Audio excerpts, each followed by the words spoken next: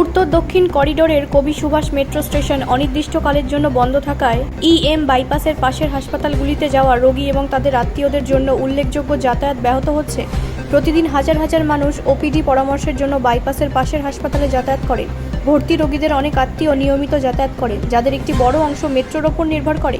পূর্বে যাত্রীরা blue line দিয়ে নিউ গড়িয়ায় পৌঁছতেন এবং রুবি এবং মুকুন্দপুরে যাওয়ার জন্য নিউ গড়িয়া বিমানবন্দর স্থানান্তর করতেন। যাত্রীরা বাইপাসের পাশের হাসপাতালে যাওয়ার জন্য হেমন্ত মুখার্জি রুবি বা মুকুন্দপুর স্টেশনে নামতেন। অন্যরা সরাসরি নিউ গড়িয়া স্টেশন থেকে পিয়ারলেসের মতো হাসপাতালে অটো নিয়ে যেতেন। কিন্তু সেই রুটিন ভেঙে পড়ে 28শে জুলাই, যখন প্ল্যাটফর্মের পিলারে ফাটল দেখা দেওয়ার পর কবি সুভাষ মেট্রো স্টেশন বন্ধ করে দেওয়া হয়। এক সময়ের মসৃণ যাত্রা এখন লজিস্টিক এবং আর্থিক চাপে পরিণত হয়েছে। খড়গপুরের 39 বছর বয়সী এক মহিলা 13ই আগস্ট তার 16 বছর বয়সী ছেলেকে নিয়ে অর্থোপেডিক পরামর্শের জন্য পিয়ারলেস হাসপাতালে যান। শহীদ ক্ষুদিরাম মেট্রো স্টেশন, যা এখন ব্লু লাইনের দক্ষিণ টার্মিনাস থেকে পিয়ারলেস পর্যন্ত 3.5 কিলোমিটার পথের জন্য তিনি রিকশার ভাড়া 100 টাকা দিয়েছেন, যা আগে কবি সুভাষ স্টেশন থেকে অটোতে মাত্র 10 টাকা ছিল।